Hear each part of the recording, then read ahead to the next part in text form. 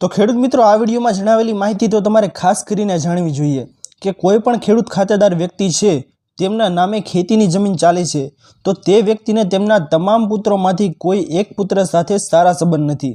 મતલબ કે તેમનો એક દીકરો છે તે નાફરમાન છે, તે કોઈ પણ સારા સંબંધ નથી તેમના પિતા સાથે, અને તે દીકરાને તેમના પિતાને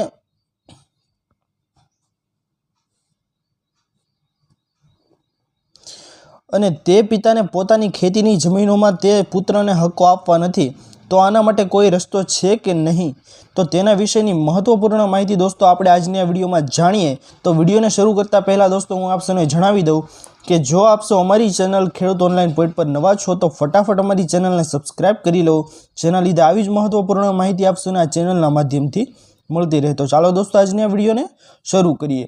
તો દોસ્તો, શું હક્કો આપવા ફરજિયાત છે કે પછી નામો ચડાવતી વખતે જ તેમનું નામ કાગળોમાં લખીએ જ નહીં તો તેમનું નામ ચડશે નહીં, બીજા દીકરાઓના નામો લખીએ તો તેમના નામો ચડી જશે? તો ખેડૂત મિત્રો, આપ સૌને જણાવી દઉં કે આવી ભૂલો આપણે ક્યારેય ન કરવી જોઈએ, કારણ કે વ્યક્તિ ખાતેદારનો સીધી લીટીનો વારસદાર છે અને તેમના હક્કો આ જમીનમાં ચોક્કસ સમાયેલા હોય છે।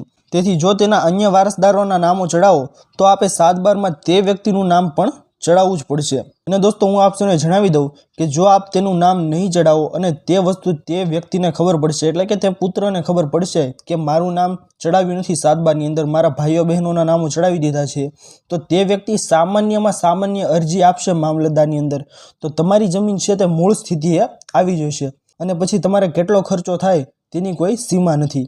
એટલા માટે દોસ્તો, આપ સૌએ આ કામગીરી કરવી જોઈએ નહીં।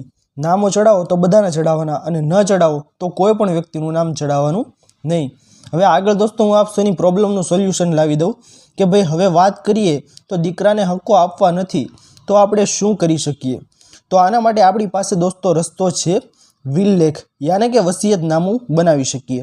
જે વસિયતનામામાં આપણે ફક્ત જે વ્યક્તિઓને હક આપવાના છે તેમને કેટલા હિસ્સા મુજબ હક્કો આપો છો તે વિલમાં દર્શાવવાનું રહેશે।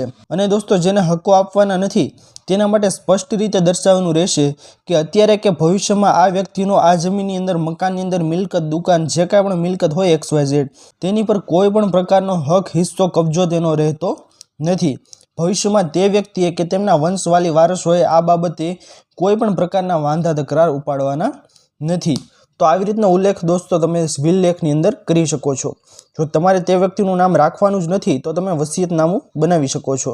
દોસ્તો, આ હતી મહત્વપૂર્ણ આજની માહિતી કે કોઈ પણ વ્યક્તિ જેમની સાથે તમારે સારા સંબંધ, એટલે કે તમારા પુત્ર કે પુત્રી સાથે તમારે સારા સંબંધ નથી, તો તમે તેનો રસ્તો છે વિલલેખ, તમે વિલલેખ બનાવી શકો છો। અને આપણે શું ભૂલ ન કરવી જોઈએ કે વારસદારોના નામો ચડાવીએ ત્યારે કોઈ પણ વારસદાર છે તેને છુપાવવો જોઈએ નહીં, તો તેમાં તમારી ઉપર જ ગુનો બનશે। એટલા માટે તમારે તે વસ્તુ કરવી જોઈએ નહીં।